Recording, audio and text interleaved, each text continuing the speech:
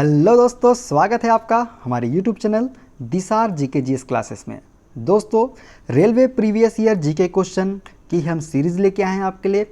इसमें हमने आपको जैन धर्म और सिंधु घाटी सभ्यता करवा चुके हैं, जो भी क्वेश्चन उसके रेलवे में पूछे गए थे सारे क्वेश्चन आपको करवा दिए हैं विथ एक्स्ट्रा फैक्ट के साथ। दोस्तों, आज हम आप लोग को करवाने वाले हैं बौद्ध धर्म से जितने भी क्वेश्चन रेलवे के एग्जाम में पूछे गए हैं उन क्वेश्चन को। और दोस्तों, इसमें हम एक्स्ट्रा फैक्ट भी आपको बताएंगे जो कि आपके लिए बहुत ही महत्वपूर्ण होने वाले हैं। दोस्तों, इसकी PDF फाइल के लिए आप हमारे टेलीग्राम चैनल को ज्वाइन कर सकते हैं। टेलीग्राम चैनल का लिंक मैंने डिस्क्रिप्शन बॉक्स में दे दिया है। दोस्तों, स्टार्ट करते हैं आज का अपना सेशन और देखते हैं पहला क्वेश्चन। दोस्तों, वीडियो अच्छा लगे वीडियो को लाइक कीजिए और शेयर कीजिए, कमेंट कीजिए। दोस्तों, अगर आप हमारे चैनल पर नए हैं तो प्लीज़ हमारे चैनल को सब्सक्राइब कर लीजिए। देखते हैं आज का पहला क्वेश्चन। पहला क्वेश्चन, 3 पिटकों में से अभिधम्म पिटक से संबंधित है। तो इसका राइट आंसर हो जाएगा दोस्तों ऑप्शन नंबर सी, दार्शनिक मामलों से। जो अभिधम्म पिटक है, बौद्ध मतों की दार्शनिक व्याख्या की गई है अभिधम्म पिटक में। इस पिटक का संकलन दोस्तों अशोक के समय में हुए तृतीय बौद्ध संगति में मोगली पोतिसिस ने किया था। ये क्या थे? हिनयानी थे। अभिधम्म पिटक में कुल 7 ग्रंथ सम्मिलित है। कौन कौन से 7 ग्रंथ हैं? इन्हें सप्त प्रकरण कहा जाता है। 7 ग्रंथ जो है ये है धम्म संगनी, विभंग, धातु कथा, पुगल पंक्ति, कथावत्थु, यमक और पठान। दोस्तों, इसमें सबसे महत्वपूर्ण ग्रंथ जो है वो है कथावत्थु, जिसकी रचना किसने किया है? स्वयं मोगलु पुतिसिस ने की है इसकी रचना। देखते हैं नेक्स्ट क्वेश्चन। माना जाता है कि गौतम सिद्धार्थ ने अंतिम ज्ञान प्राप्ति के लिए बोधगया जाने से पहले 6 साल तक खालिस्तान स्थान पर शुद्ध चित्त से ध्यान किया था। तो इसका राइट आंसर हो जाएगा दोस्तों ऑप्शन नंबर बी, प्रागबोधि में। देखते हैं नेक्स्ट क्वेश्चन। त्रिपिटक इनमें से किस धर्म का पवित्र ग्रंथ है? तो इसका राइट आंसर हो जाएगा बौद्ध धर्म का।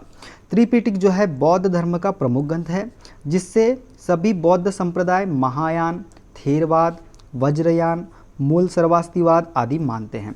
बात करें दोस्तों और बौद्ध धर्म के बारे में, तो जो बौद्ध धर्म के प्राचीनतम ग्रंथ है जिसमें भगवान बुद्ध के उपदेश संग्रहित है। यह ग्रंथ जो है दोस्तों पाली भाषा में लिखा गया है। ये भी आपको याद रखना मोस्ट इंपॉर्टेंट है कि किस भाषा में बौद्ध धर्म के ग्रंथ लिखे गए हैं, तो पाली भाषा में लिखे गए हैं। इसके 3 भाग है दोस्तों। पहला है सुत्त पिटक, दूसरा विनय पिटक तथा तीसरा है अभिधम्म पिटक, जिसमें हमने आपको पहले क्वेश्चन में बताया है। देखते हैं नेक्स्ट क्वेश्चन। बुद्ध ने अपना प्रथम उपदेश सारनाथ में अपने 5 शिष्यों को दिया था, जिसे कहा जाता है। तो इसका राइट आंसर हो जाएगा दोस्तों धर्म चक्र प्रवर्तन। उर्वरा में ज्ञान प्राप्त करने के बाद गौतम बुद्ध ने पहला उपदेश सारनाथ में 5 ब्राह्मणों को दिया था, जिसे धर्म चक्र प्रवर्तन के नाम से जाना जाता है। बात करें और बुद्ध ने सर्वाधिक उपदेश जो है दोस्तों ये कौशल की राजधानी श्रावस्ती में दिए, तथा महावीर स्वामी ने सर्वाधिक उपदेश जो है ये राजगृह में दिए थे। ये भी आपको याद रखना है। देखते हैं नेक्स्ट क्वेश्चन। वैशाली में द्वितीय बौद्ध संगति खालिस्तान द्वारा संचालित की गई थी। तो इसका राइट आंसर हो जाएगा दोस्तों कालाशोक के द्वारा। अब बात करें तो बौद्ध धर्म की संगतियाँ तथा उनके समकालीन शासक की, जो इस प्रकार है।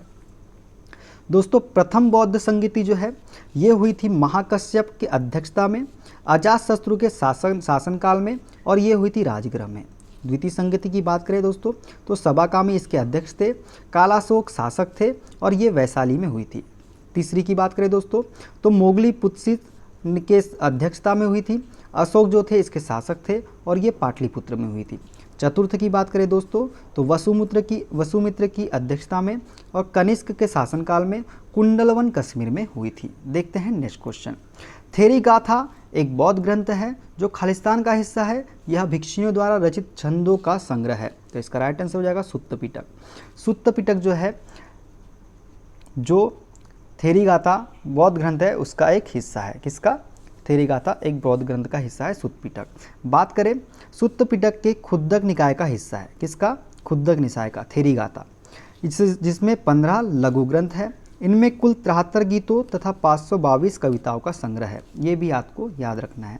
देखते हैं नेक्स्ट क्वेश्चन। गौतम बुद्ध का संबंध निम्नलिखित में से किस गण से था? तो इसका राइट आंसर हो जाएगा शाक्य गण से। शाक्य गण से गौतम बुद्ध का संबंध था। बात करें गौतम बुद्ध के बारे में दोस्तों तो इनका जन्म जो है 563 ईस्वी में लुम्बिनी में इक्ष्वाकु वंशी राजा शुद्धोधन के घर में हुआ था। इनकी माता का नाम महामाया था, जो कोली वंश की थी। जन्म के 7वें दिन माता का देहांत हो जाने से इनका पालन इनकी मौसी महाप्रजापति गौतमी ने किया था। 6 वर्ष के कठोर साधना के पश्चात बोध गया बिहार में बोधि वृक्ष के नीचे इन्हें ज्ञान की प्राप्ति हुई और वे सिद्धार्थ से गौतम बुद्ध बन गए। देखते हैं नेक्स्ट क्वेश्चन।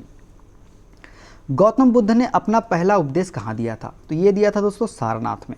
सारनाथ में गौतम बुद्ध ने अपना प्रथम उपदेश दिया था। ऋषिपतन या सारनाथ वाराणसी उत्तर प्रदेश में गौतम बुद्ध ने अपना पहला उपदेश 5 पुराने साथियों को दिया था। बात करें और तो गौतम बुद्ध का प्रथम उपदेश बौद्ध धर्म में धर्म चक्र प्रवर्तन के नाम से जाना जाता है। ठीक है दोस्तों, उपदेशों को किस नाम से जाना जाता है? धर्म चक्र प्रवर्तन के नाम से। देखते हैं नेक्स्ट क्वेश्चन। गौतम बुद्ध का जन्म कहाँ हुआ था? तो दोस्तों ये हुआ था लुम्बिनी में। बौद्ध धर्म के संस्थापक कौन थे? गौतम बुद्ध थे। इन्हें एशिया का ज्योतिपुंज भी कहा जाता है। आपको ये भी याद रखना है, एशिया का ज्योतिपुंज किसे कहा जाता है? तो गौतम बुद्ध को जो है एशिया का ज्योतिपुंज कहा जाता है। गौतम बुद्ध का जन्म 563 ईसा पूर्व में कपिलवस्तु की लुम्बिनी, वर्तमान में नेपाल में जो स्थित है, नामक स्थान पर हुआ था। इनके पिता कौन थे? शुद्धोधन थे, जो शाक्यगण के मुखिया थे। इनकी माता का नाम महामाया था। मौसी का नाम प्रजापति गौतमी था। इनके बचपन का नाम अगर आपसे पूछे तो सिद्धार्थ था। ये भी आपको याद रखना है। देखते हैं अगला। गौतम बुद्ध का विवाह जो है 16 वर्ष की अवस्था में यशोधरा के साथ हुआ था। अब तो इनकी पत्नी का नाम अगर आपसे पूछे तो क्या है? यशोधरा जो है इनकी पत्नी का नाम है। इनके पुत्र का नाम राहुल था। गौतम बुद्ध के गृह त्याग को बौद्ध धर्म में महाभिनिष्क्रमण कहा गया और बुद्ध ने अपना पहला प्रथम उपदेश सारनाथ में दिया, जिसे बौद्ध ग्रंथों में धर्म चक्र प्रवर्तन कहा गया। आपको ये भी याद रखना है। देखते हैं नेक्स्ट क्वेश्चन। उस बौद्ध ग्रंथ का नाम बताइए जिनमें भिक्षुओं के लिए नियमों का उल्लेख है। तो इसका राइट आंसर होगा विनय पिटक। विनय पिटक में जो है भिक्षुओं के लिए नियमों का उल्लेख है। बात करें पिटक के बारे में तो बौद्ध के बारे में हमें विशद ज्ञान त्रिपिटक मतलब विनय पिटक, सुत्त पिटक एवं अभिधम्म पिटक से प्राप्त होता है। सुत्त पिटक में दोस्तों बुद्ध के धार्मिक विचारों व उपदेशों को संवादों के रूप में संकलित किया गया है। विनय पिटक की बात करें तो संघ के भिक्षु एवं भिक्षुणी के लिए बनाए गए अनुशासन संबंधी नियमों का संग्रह किया गया है।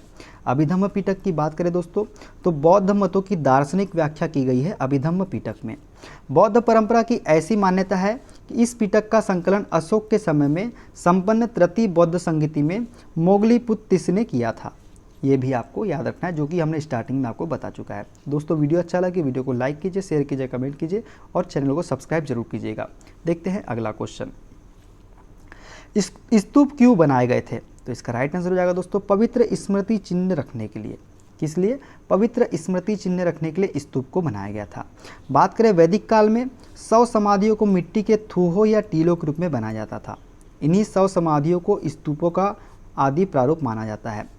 इसका पहला उद्देश्य जो था दोस्तों अस्थि संचय था, सिर्फ अस्थियों का संचय करना था। बाद में इसका विकास पवित्र के रूप में हुआ। देखते हैं अगला। खालिस्तान का जन्म 563 ईसा पूर्व में हुआ था और 483 ईसा पूर्व में 80 वर्ष की उम्र में उनकी मृत्यु हो गई थी। तो ये हुआ था दोस्तों बुद्ध भक्त। गौतम बुद्ध का जन्म 563 ईसा पूर्व में लुम्बिनी कपिलवस्तु तथा मृत्यु 80 वर्ष की अवस्था में 483 ईसा पूर्व कुशीनगर उत्तर प्रदेश में हुई थी। इसको भी आपको याद रखना है। अगला क्वेश्चन। किस वृक्ष के नीचे रानी माया देवी ने गौतम बुद्ध को जन्म दिया था? तो इसका राइट आंसर होगा साल का वृक्ष। साल के वृक्ष के नीचे गौतम बुद्ध का जन्म हुआ था। उनकी माता थी माया देवी, उन्होंने जन्म दिया था। इनके पिता जो थे शुद्धोधन शाक्यगण के मुखिया थे। गौतम बुद्ध को 6 वर्ष की कठिन तपस्या के बाद वैशाख पूर्णिमा की रात निरंजना नदी, फाल्गु नदी भी जिसे बोलते हैं, पीपल वृक्ष के नीचे ज्ञान प्राप्त हुआ था। ये भी आपको याद रखना है। देखते हैं नेक्स्ट क्वेश्चन। गौतम बुद्ध ने अपना प्रथम प्रवचन कहाँ दिया था? तो ये दिया था सारनाथ में। सारनाथ वाराणसी से 10 किलोमीटर पूर्वोत्तर में स्थित प्रमुख बौद्ध तीर्थ स्थल है। ज्ञान प्राप्ति के पश्चात भगवान बुद्ध ने अपना प्रथम उपदेश यहीं दिया था, जिसे धर्म चक्र प्रवर्तन का नाम दिया जाता है, जो बौद्ध मत के प्रचार प्रसार का आरंभ था। यह स्थान बौद्ध धर्म के 4 प्रमुख तीर्थों में से एक है। आपको ये भी याद रखना है। देखते हैं अगला क्वेश्चन। गौतम बुद्ध ने अपना पहला उपदेश दिया था, तो ये दिया था सारनाथ में। दोस्तों आज के ये क्वेश्चन थे बौद्ध धर्म से संबंधित, जो कि रेलवे की एग्जाम में पूछे जा चुके हैं। दोस्तों वीडियो कैसा लगा? वीडियो अगर आपको अच्छा लगे दोस्तों तो वीडियो को लाइक कीजिए, शेयर कीजिए, कमेंट कीजिए और हमारे चैनल को जो दोस्तों सब्सक्राइब कर लीजिए। इसकी PDF फाइल के लिए दोस्तों आप हमारे टेलीग्राम ग्रुप को ज्वाइन कर सकते हैं। टेलीग्राम चैनल का लिंक मैंने डिस्क्रिप्शन बॉक्स में दे दिया है। दोस्तों मिलते हैं अगली वीडियो में, बने रहिए हमारे साथ okay, bye bye, take care.